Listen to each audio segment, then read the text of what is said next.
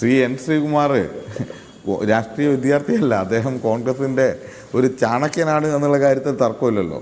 അദ്ദേഹം കോൺഗ്രസിന് വേണ്ടി ഏറ്റവും നന്നായി കാര്യങ്ങൾ അവതരിപ്പിക്കുന്ന ആളാണ് അദ്ദേഹം നിഷ്പക്ഷനാണ് എന്നൊക്കെ നടിക്കാൻ വേണ്ടി ശ്രമിക്കും. അതവിടെ നിൽക്കട്ടെ.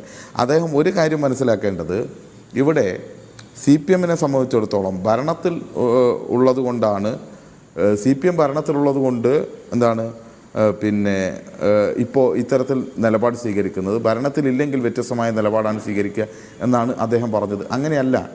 ശ്രീ ഉമ്മൻചാണ്ടി മുഖ്യമന്ത്രിയായിരിക്കുന്ന കാലത്ത് ദേശീയപാത വികസനവുമായി ബന്ധപ്പെട്ട് 45 മീറ്റർ ആക്കാൻ വേണ്ടി യോഗം വിളിച്ചപ്പോൾ പിന്തുണ കൊടുത്തിട്ടുണ്ട്. അതുപോലെ തന്നെ ശ്രീധരനെ മെട്രോമാനെ കൊണ്ടുവരാൻ വേണ്ടി സമരം ചെയ്തിട്ടുണ്ട്. അതായത് പദ്ധതികൾക്ക് വേണ്ടി സമരം ചെയ്ത പാരമ്പര്യമാണുള്ളത്. വിഴിഞ്ഞത്തിന് വേണ്ടിയിട്ടുള്ള മനുഷ്യച്ചങ്ങലയും അതുപോലെ തന്നെ കൊച്ചി മെട്രോയ്ക്ക് വേണ്ടിയിട്ടുള്ള മനുഷ്യച്ചങ്ങലയും അത് എതിർത്തുകൊണ്ടല്ല ചെയ്തത്. പിന്നെ ഇവരുടെ ഇൻവെസ്റ്റ്മെൻറ്റ് മീറ്റുകൾ എങ്ങനെയായിരുന്നു? കേരളത്തിൻ്റെ സമ്പത്ത് വിൽക്കുകയായിരുന്നു, ഇൻവെസ്റ്റ് കൊണ്ടുവരികയല്ല. ഭൂമിയും സമ്പത്തും വിൽക്കുന്ന പ്രവർത്തനമാണ് ഇവർ നടത്തിയത്. അതുകൊണ്ടാണ് ശ്രീ VM സുധീരൻ അതിനെക്കുറിച്ച് പറഞ്ഞത് കടുംവെട്ടാണ് നടന്നുകൊണ്ടിരിക്കുന്നതെന്ന്.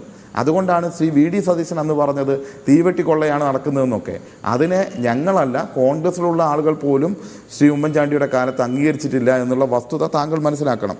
പിന്നെ ശശി തരൂരിനെ തോൽപ്പിക്കാൻ ആണല്ലോ സ്വാഭാവികമായും അദ്ദേഹം കോൺഗ്രസിൻ്റെ സ്ഥാനാർത്ഥിയാകുമ്പോൾ ഞങ്ങളുടെ നിലപാടതല്ലേ. പക്ഷേ ശശി തരൂർ ഈ കഴിഞ്ഞ തെരഞ്ഞെടുപ്പ് കഴിഞ്ഞപ്പോൾ ഹൈക്കമാൻഡിന് കത്ത് കൊടുത്തു. എന്താ കത്ത് കൊടുത്തത്? തന്നെ കോൺഗ്രസിലുള്ള നേതാക്കന്മാർ പലരും തോൽപ്പിക്കാൻ ശ്രമിച്ചു എന്ന് കത്ത് കൊടുത്തത് ഇടതുപക്ഷം തോൽപ്പിക്കാൻ ശ്രമിച്ചു എന്നല്ല, കോൺഗ്രസിനകത്തും തോൽപ്പിക്കാൻ ശ്രമിച്ചു എന്ന് പറഞ്ഞാൽ അദ്ദേഹം കത്ത് കൊടുത്തിട്ടില്ലേ.